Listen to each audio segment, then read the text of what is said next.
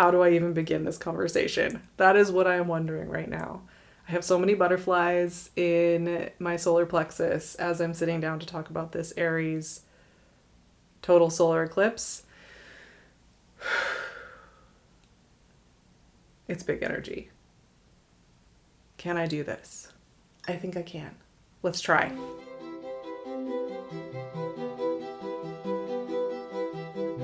Hello, my beautiful friends, my fellow space blobs, earth blobs, glittery blobs, sun blobs, eclipse blobs, whatever form you want to describe yourself as, I am here for it. My name is Sarah, and I am here to create some soft spaces for our journey through astrology, through tarot, through the archetypal journeying that is being a soul in this world. And I think that's really important, especially for seasons like this. This Aries season is packed full of potent energy. A Mercury retrograde, eclipse season. This particular total solar eclipse is meeting up with Chiron. So we're working with some really, really deep archetypes, very, very important and essential parts of ourselves that also need to be treated kindly, with gentleness. We don't need to come in here with guns blazing, like trying to make this about a power play total solar eclipse. What we want to do is really set ourselves up to feel safe to go to these places, to feel like it's safe to have an eclipse season, it's safe to have some emotions, it's safe to explore ourselves, and that is all going to be so beautiful. And that is really my hope for this conversation today. We just moved through that lunar eclipse in Libra, which had so much to do with themes around people pleasing and who we think we need to be and how we're trying to keep up the status quo, maybe resisting our own changing selves, trying to stay in the same old patterns.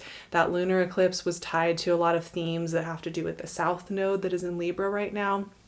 And now we're moving over to the other side of this axis into that Aries energy where the North Node is right now, where Chiron is right now, and of course the sun and this total solar eclipse, which if you are in the US on April 8th, you're going to be having quite the beautiful show because it is going to be total along a certain band through the US, which if you're living in those areas, I'm sure you know that. This is a really, really deeply honest, beautiful total solar eclipse in Aries. And I think that word honesty is really important here. You know, truth just has this way of feeling like a big exhale. Even when it's a little uncomfortable, it's a little scary, and we don't know how it's going to work out. We don't know how it's going to blossom and flower. There's also this sense of coming home in that deep, deep well of honesty. And I think this solar eclipse is really about that. It's about like really just letting ourselves have our preferences, have our needs, have our longings, have our own unique story, and allow that to lead us. Eclipse seasons, of course, always open up the next 6 months, right? So we're opening up new themes and we're coming to new understandings of who we are and coming into new energetic waves of energy as a collective. I would say there are going to be a lot of new energetic waves moving through in the reverberations from this eclipse season, which, mental note here, the rest of April, just take your time, allow those things to sink in. Whatever we're talking about here today, you're probably going to need a few weeks to just let it settle into your body, incorporate, understand. So just keep that in mind as well with eclipse season. We're not doing everything all in one day here.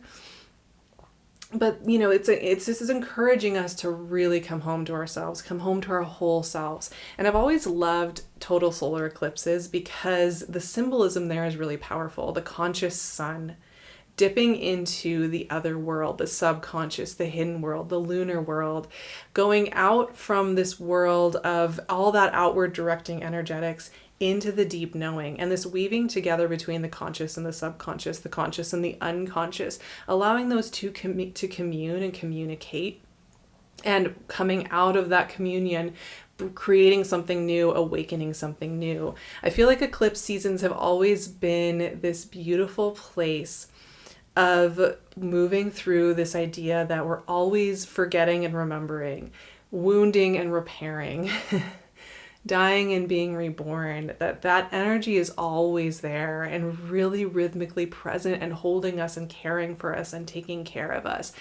And that eclipse season for me is this experience of leaving and returning and kind of feeling that full circle moment happening as we move through it. And as the sun descends into the world of night and into the world of the lunar knowing, the hidden, the intuitive, a lot of us, I think, are going to be understanding ourselves in new and powerful ways. So like I mentioned, the sun and moon are, of course, together here to create that total solar eclipse, and they are joining up with Chiron. And this is really the heart and soul of this solar eclipse. As this sun-moon meetup takes place, this conscious, unconscious meetup takes place, we are also descending into the parts of ourselves tied to Chiron, the wounded healer. And when we're talking about that idea of wounded healer, what I think is really important here is that this is about the parts of ourselves, those wounds, those experiences, those places that feel inconvenient to culture, as places of deep wisdom, of places of deep knowledge. And that's not to sugarcoat it. It's not to say it was so great I went through all of that wounding. It's been fantastic and now my life is awesome. It's not to say that, but it is to say that taking care of, tending to, and looking toward those places in ourselves can provide deep wisdom, can show us things that are important about ourselves.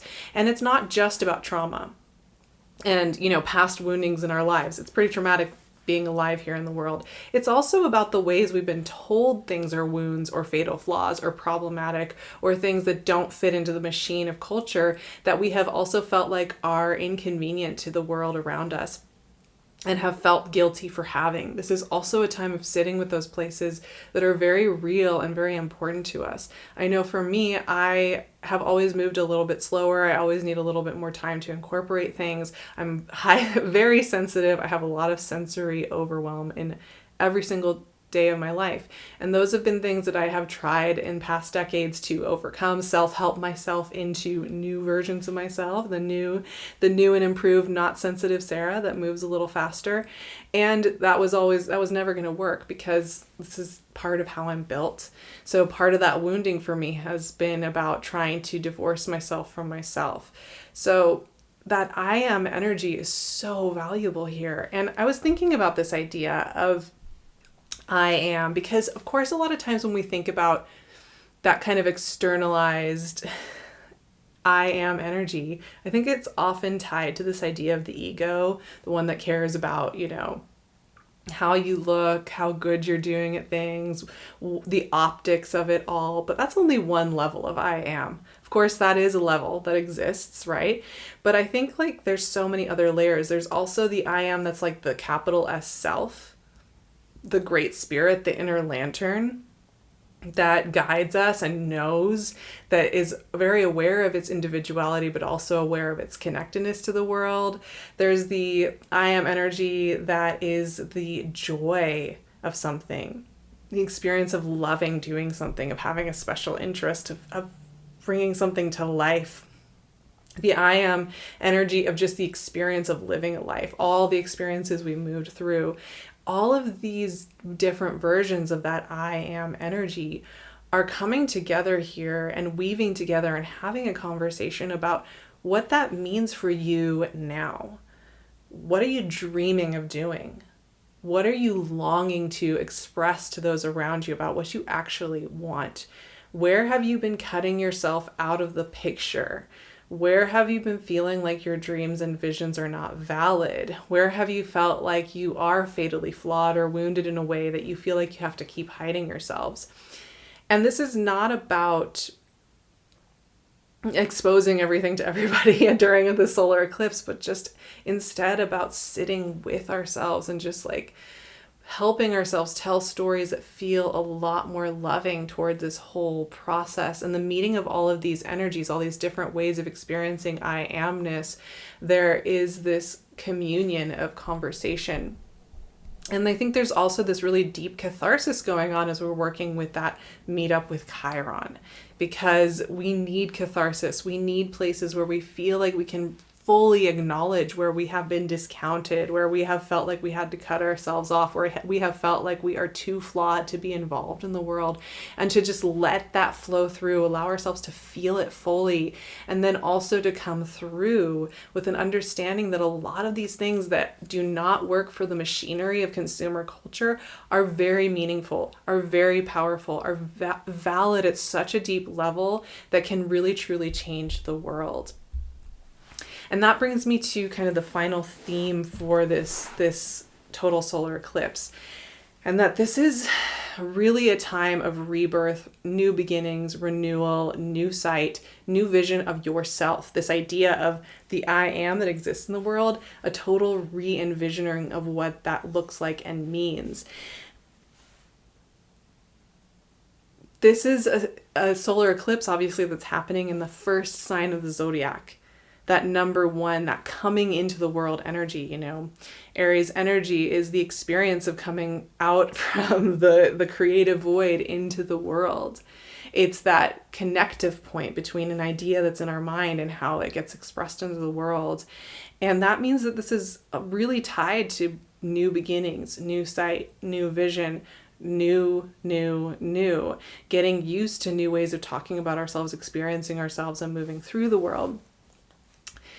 And so many of us, I think, are going to be having quite big, bold visions for what is next. And it might surprise some of us with what's coming through, what's longing to be expressed, what's longing for expression and communion with those around us and with ourselves as well.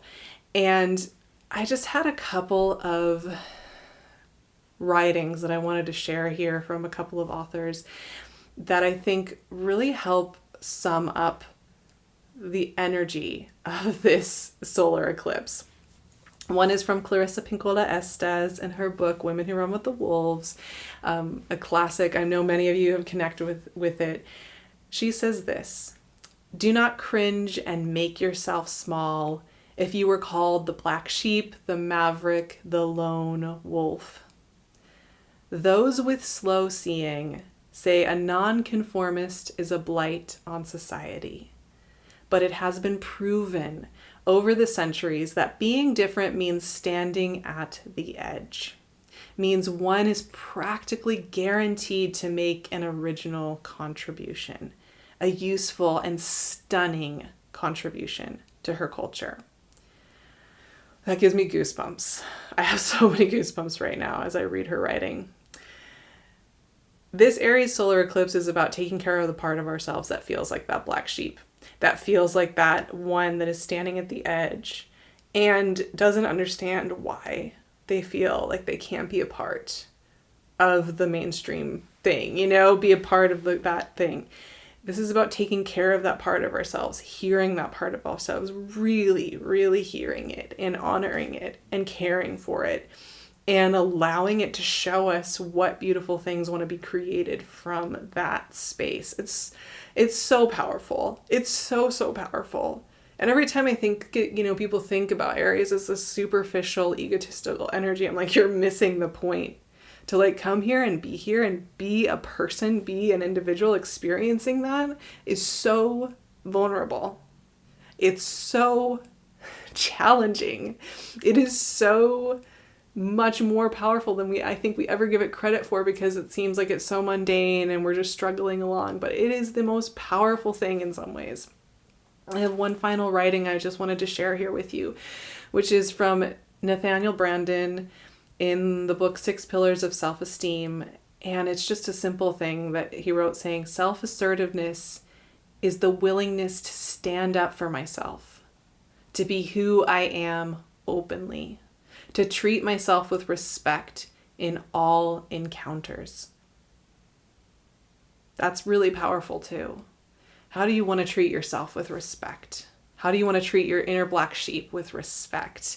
How do you want to treat your longings, your desires, your preferences, and your needs with deep respect? In so many ways, this is a solar eclipse about recommuning with our deep respect for ourselves, for the respect of our existence, our beingness, and the honesty that a lot of us are needing right now in order to be here in this world.